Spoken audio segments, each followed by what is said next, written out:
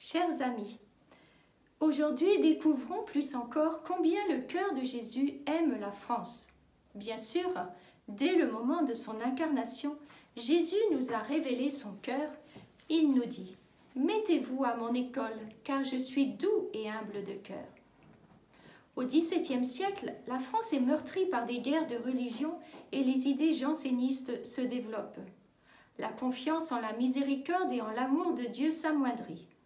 Face aux rigueurs attribuées à la justice divine, Jésus va susciter des saints, des œuvres sur la terre de France pour redonner confiance en son cœur.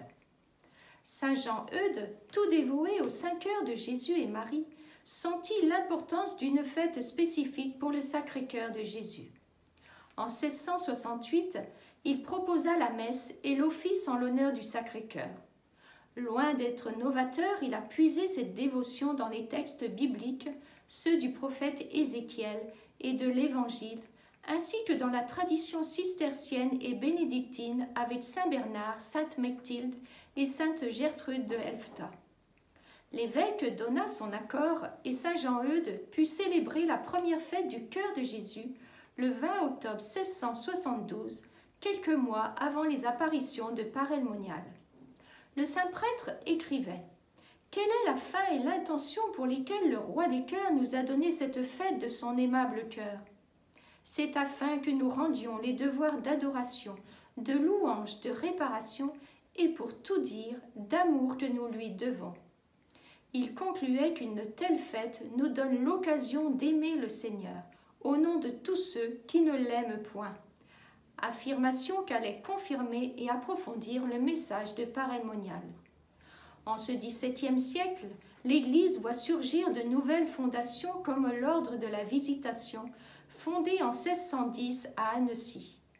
Les fondateurs, l'évêque François de Sales et mère Jeanne de Chantal, écrivent « Notre petite congrégation est un ouvrage du cœur de Jésus et de Marie. Le Sauveur, en mourant, nous a enfantés par l'ouverture de son Sacré-Cœur. » Parmi les sœurs de la Visitation, notre Seigneur choisit de révéler son cœur à une religieuse bourguignonne, sœur Marguerite Marie, pour rappeler aux hommes son amour et sa miséricorde infinie et leur demander d'y répondre en l'honorant au Saint-Sacrement.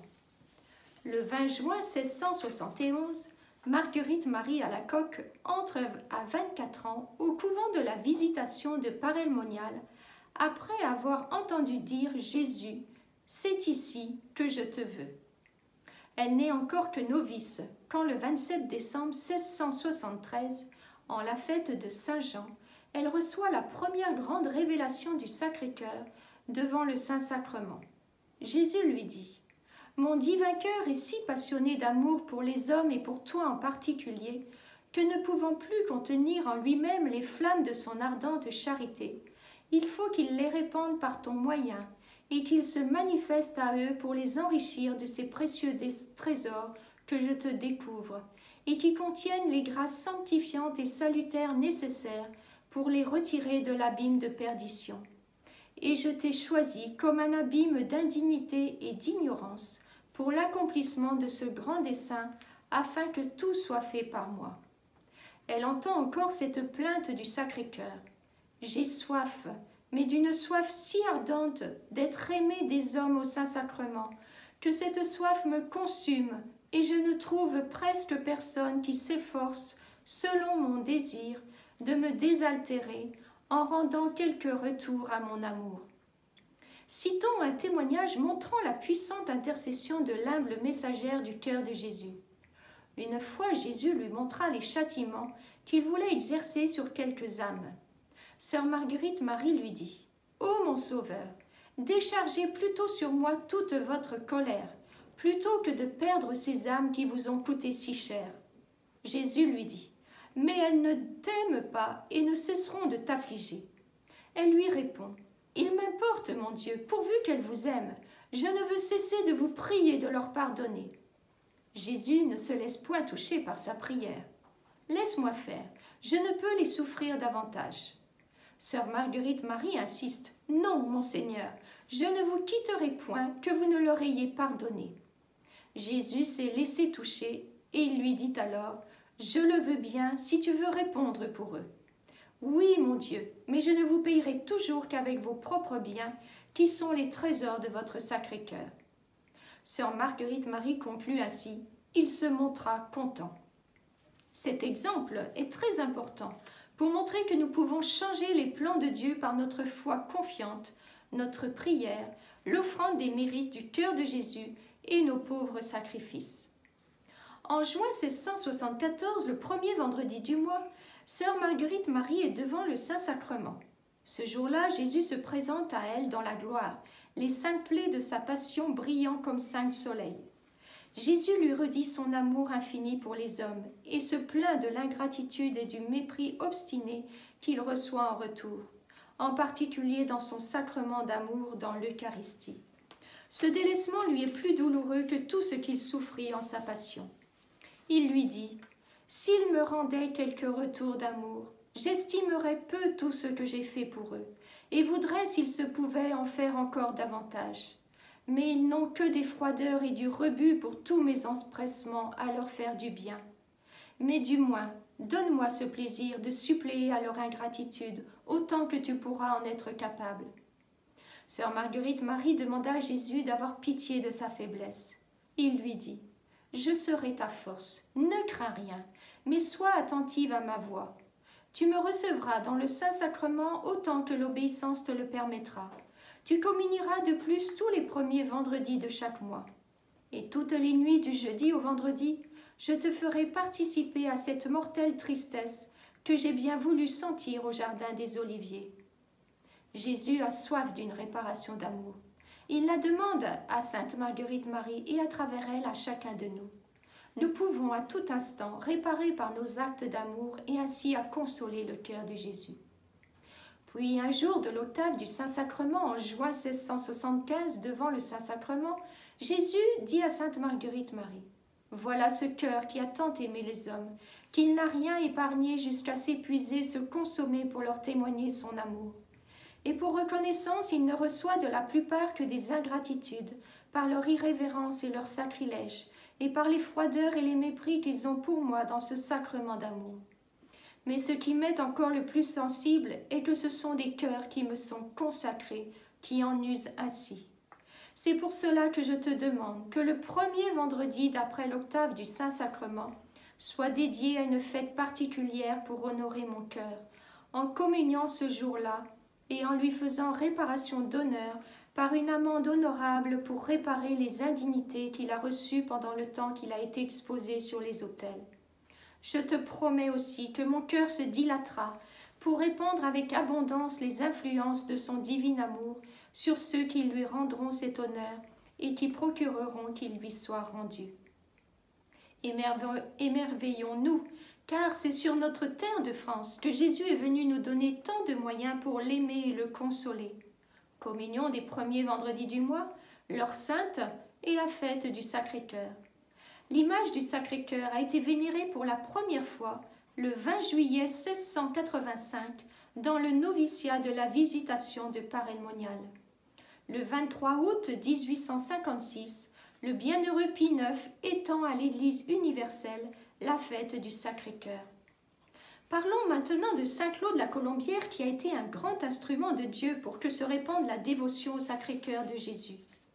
Il entre dans la compagnie de Jésus en 1658.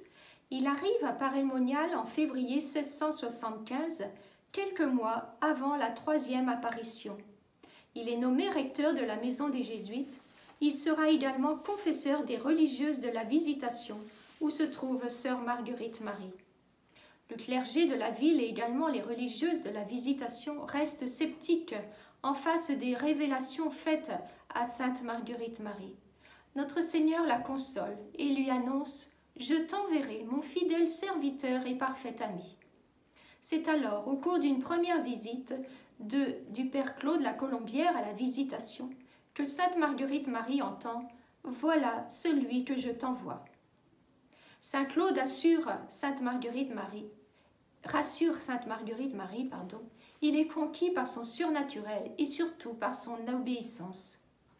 Le 21 juin 1675, le Père La Colombière et Sœur Marguerite Marie célèbrent pour la première fois la fête du Sacré-Cœur et se consacrent à lui, s'engageant à assumer les difficultés et à tout supporter pour mener à bonne fin les desseins de Dieu. Les obstacles pour établir le culte du Sacré-Cœur furent multiples, mais Jésus fortifiait Sainte Marguerite Marie. « Ne crains rien, je régnerai malgré mes ennemis et tous ceux qui voudront s'y opposer. » Sœur Marguerite Marie écrit au Père La Colombière. « Mon Père, Jésus-Christ m'a fait connaître d'une manière à n'en point douter que c'était par le moyen des pères de la Compagnie de Jésus qu'il voulait établir partout cette dévotion. » Le Père La Colombière est resté peu de temps à Paray-le-Monial. Il est parti en 1676 en Angleterre où il est nommé chapelain du duc d'York, un proche du roi. Il est tout offert au Sacré-Cœur, toujours brûlant d'amour, pratiquant un complet oubli de soi. Il prêche de nombreuses retraites au cours desquelles il fait connaître les trésors du Sacré-Cœur de Jésus. Il multiplie les actes de confiance et d'abandon en disant « Sacré-Cœur de Jésus, apprenez-moi le parfait oubli de moi-même, puisque c'est la seule voie par où l'on peut entrer en vous. Ô Jésus, je sens en moi une grande volonté de vous plaire et une grande impuissance d'en venir à bout, sans une grande lumière et un secours très particulier que je ne puis attendre que de vous. C'est à vous à tout faire, dit vainqueur de Jésus-Christ. Vous seul aurez toute la gloire de ma sanctification si je me fais saint. Cela me paraît plus clair que le jour, mais ce sera pour vous une grande gloire, et c'est pour cela seulement que je veux désirer la perfection. » En 1681, il revient à Paray-le-Monial, où il peut réconforter Sœur Marguerite Marie, dont la vie mystique se heurte toujours au scepticisme de son entourage. Quand la tuberculose l'emporte le 15 février 1682, alors qu'il n'a que 41 ans. Il nous faut aussi parler des avertissements donnés par Jésus à la France et des demandes au roi Louis XIV. Ces messages restent toujours d'actualité. Le cœur de Jésus est déchiré de douleur. Voilà l'état où me réduit mon peuple choisi. La France, aujourd'hui, est-elle plus fidèle à Jésus et aux promesses de son baptême?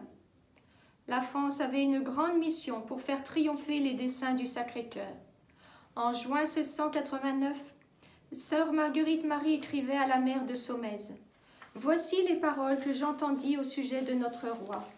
Fais savoir au fils aîné de mon Sacré-Cœur que comme sa naissance temporelle a été obtenue par la dévotion au mérite de ma sainte enfance, de même il obtiendra sa naissance de grâce et de gloire éternelle par la consécration qu'il fera de lui-même à mon cœur adorable qui veut triompher du sien, et par son entremise de celui des grands de la terre.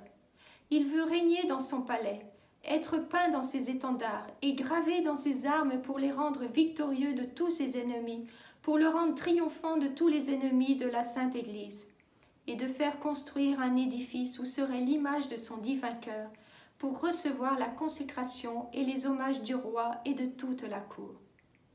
Louis XIV ne s'est pas consacré au cœur de Jésus.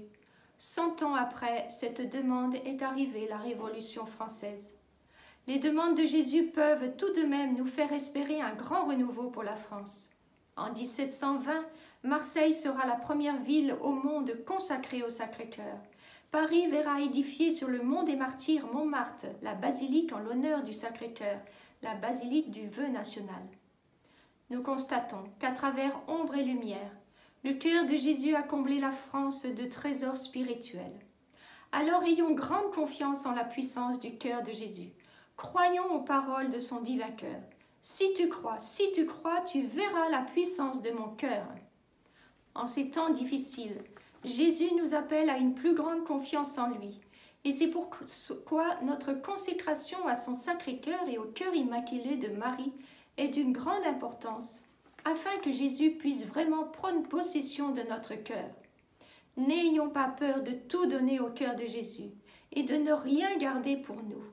Et c'est ainsi que Jésus pourra régner dans notre cœur et agir à travers nous malgré nos faiblesses.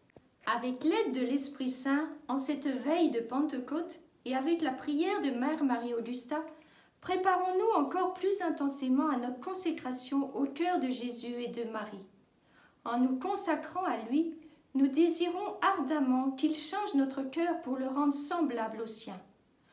consolons le cœur de Jésus et redisons avec Mère Marie-Augusta. Je décide de me consacrer corps et âme au Sacré-Cœur de mon divin roi. Seigneur, je vous suivrai partout où vous irez. Je promets à notre Seigneur de me faire apôtre de son divin cœur. Cœur sacré de mon Père, animez-moi. Cœur sacré de mon roi, possédez-moi. Cœur sacré de mon maître, enseignez-moi. Cœur sacré de mon guide, conduisez-moi. Cœur sacré de mon médecin, guérissez-moi. Cœur sacré de mon juge, pardonnez-moi. Cœur sacré de mon Rédempteur, sauvez-moi. Cœur sacré de mon Dieu, soyez tout à moi et moi tout à vous.